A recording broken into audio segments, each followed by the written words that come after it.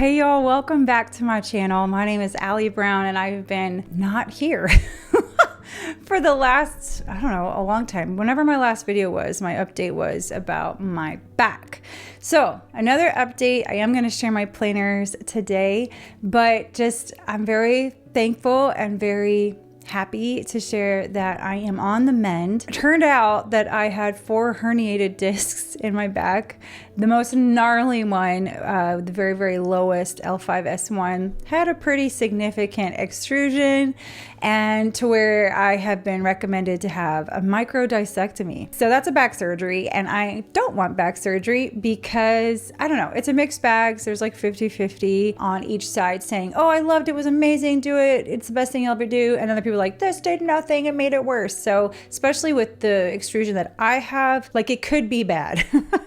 If it's segmented off itself, it could land in a bad spot or land in a good spot. But because of my faith and because of what I know how powerful our brains are, I literally have just been, this is what I've been doing for like the last 2 or 3 weeks, just imagining, like I can see it now. I visualize it since I have an MRI, which should I show you?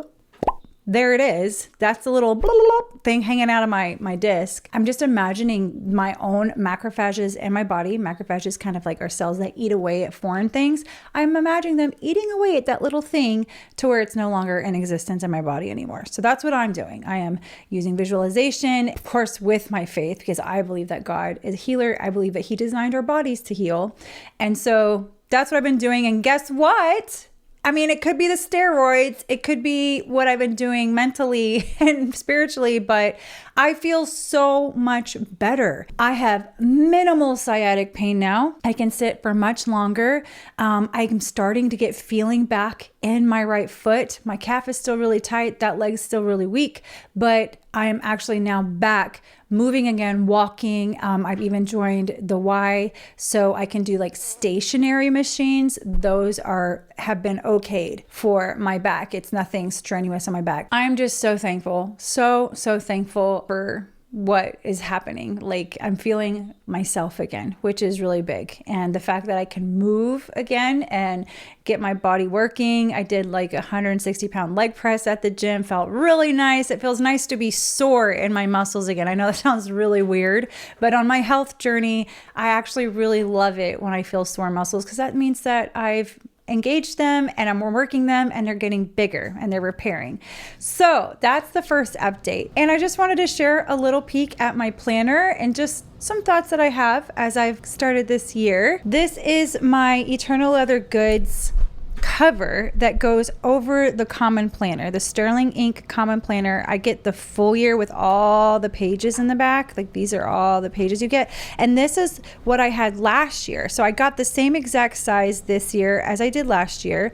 So you see 2025, 2026. Some people have been asking when I'm going to be offering these again. I have a couple more left in my Etsy shop. I think I will be opening my Etsy shop here soon because I'd like to sell those. And then I'm going to be talking with a printer to print these out for me so they won't be the same paper. My printer's just going kaput, y'all. I have put this printer through so much with my business. It has been a workhorse and it does really well. But the problem is that the ink still works great. I still love that printer for ink, but with the thicker art paper, the fine art cotton rag paper that I use, the rollers have just been worn down. So every time I try to give it the paper, it sees it as a paper jam now, which is super weird. And I think it just has to do with that paper that I use.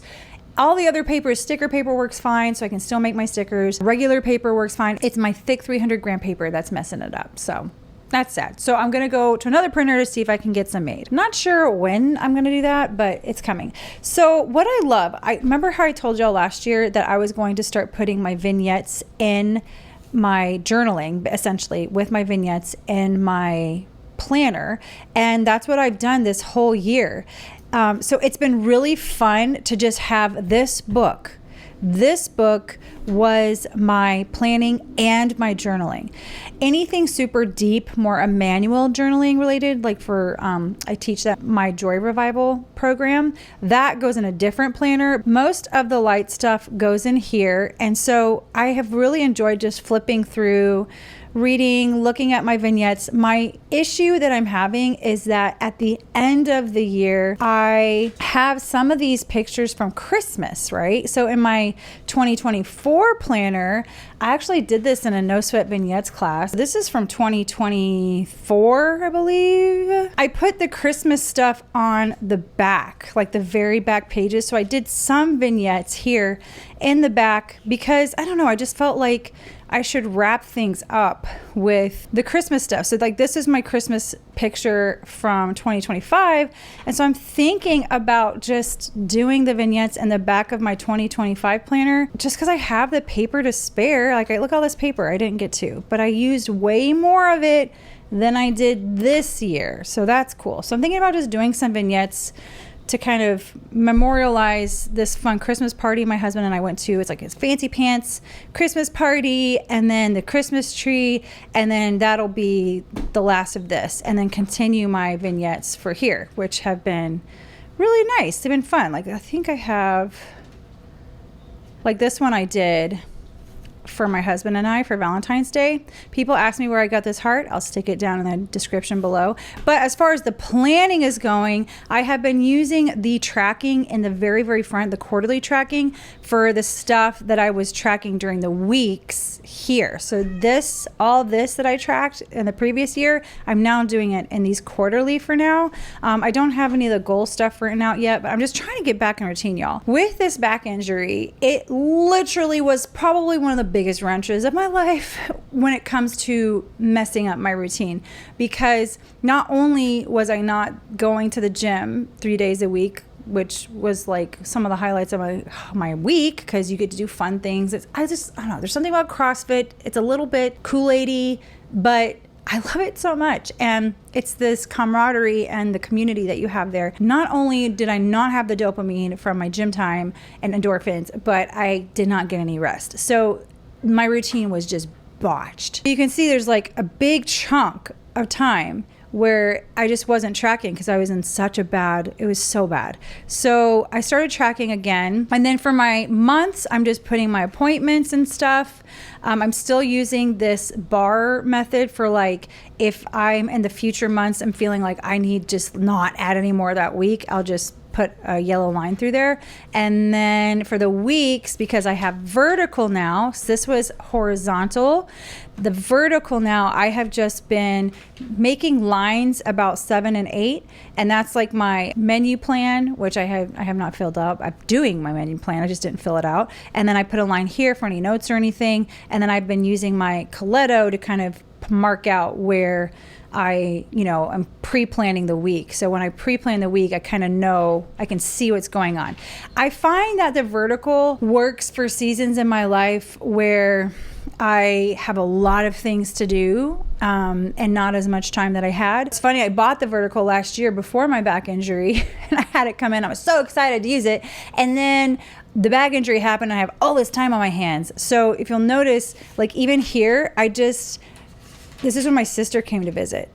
And so I had a couple weeks where getting ready for their wedding. And so I just wrote little memories down each day. That's what I did to utilize that, because I didn't really journal and I didn't do much planning because I was just kind of focused on family and my son's wedding. So that's what I did there. But now that I'm kind of getting back on a routine, I am trying to utilize like the time slots now, because now that I'm feeling better, now that I can like sit longer, I want to resume the podcast. I think that would be something fun. It wasn't super duper hard for me to do. So yeah, the podcast, I have some collaborations coming. I have some like in-person things that I'm doing with like worship leading and stuff for women's retreats. So it is helpful, like having that vertical where my mind can see how the day, putting my appointments in where they need to go, and then like having my sacred time when I'm working on stuff for my business, deeper work, focused work, when I'm creating my teachings, when I'm creating podcast episodes, or like an email that goes out. Right now I'm working on another class called Dwell in Color, which I'm super duper excited about. If you are curious about it, I will have a wait list if you want to know about that. I'll put that in the description as well. I had so much momentum the end of last year, and I was like ready with that momentum to just kind of full steam ahead this year. But when all that stuff in my back happened, I was like, oh, okay. So I had to slow down, heal. I've been healing. And now I'm feeling kind of like the gunk, gunk, gunk, gunk, gunk, gunk, gunk. I'm feeling like the momentum's coming back. I'll settle in my new routine because it's not going to look the same as it did before, because I can't do the same things as I did before with these crazy back things that I have. But it's exciting and it makes me feel very hopeful. I was feeling hopeless. Okay, y'all. The last video that I shared, I was feeling very hopeless. It felt very fatalistic, but thank God for God. Like, I have such a sweet relationship with Jesus, and the comfort that I received from the Lord was what I needed to get through that. If I can tell you the drastic difference between what I was feeling last time I posted and now, hey, Linda, it's a night and day difference. I was in so much pain, Y'all, pain is exhausting, especially when you're feeling it all day, every day, all night, can't sleep. I'm just so grateful. I get teary-eyed and I cry at the gratitude that I have that I'm not in as much pain as I was before. So I just wanted to share that with y'all because testimony time, and share my journal. So I'm doing the same exact thing as I did in my other one, where I'm planning and then I'm doing my vignettes in here as well. So never give up. Never give up. Never surrender. Have you ever seen Galaxy Quest? So I love my little vignettes in here. They have been so much fun. And I did a bunch of them. And then I was on a break because of my family. Now I have started back up again. I did this. My sister and husband did this, where we made goofy faces of ourselves and I made stickers. And when my oldest son went on their honeymoon, I cleaned his apartment. So it'd be really nice when they got back. And we like put gifts and baskets and stuff in there. But we also like stickered their whole apartment, like left little silly faces of ourselves everywhere, in the electrical panel, in the freezer with the ice box. When they moved, I still found all the stickers. I was like, Lord, please help me find all these stickers. So my youngest son knew that happened. So they didn't trust me with the keys. So they gave the keys to his brother and sister-in-law. And my son's like, can you make pictures of our faces? And so they got stickered anyway. So that's what happens when you have a mom who makes stickers and can make stickers of everything. So I put them in there because I was like, I need this of my kids for me. So anyway, that's all I have. Very spontaneous video. I had no notes or anything. I just kind of turned on the camera. Hope y'all are doing well. I'm doing so much better. Again, if you want to get on that Dwell in Color waitlist, it's a creative scripture-based practice that helps women want to come back to the Word. We use one scripture at a time. We meditate on one scripture using paint and different exercises that engage different parts of your brain. So it's really fun. It's combining the faith and the creativity and the neuroscience. Sign up below if you want to. If you want to know where I got that anatomical heart, that'll be below. And then, of course, I'll have like my Joy Revival links and No Sweat vignettes and all that. If you want to learn how to make those little vignettes that I make, you can check out nosweatvignettes.com. I love y'all so much. I'm not sure the rhythm I'll be able to have here on YouTube. I'm going to try to keep going as I can, as I have capacity. Thank you so much for hanging out with me today, and I will see you in the next video. Bye.